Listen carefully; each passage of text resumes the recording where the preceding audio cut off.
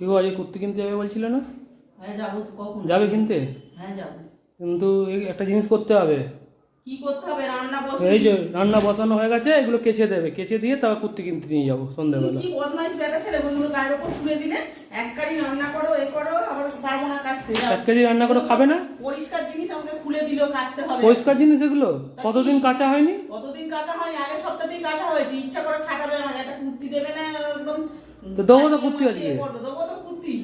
একটা না দুটো দেবো, দুটো। দুটো আমার দরকার নেই, যাও। তো নেবে না তো? পরে কিন্তু বলবে না কিন্তু।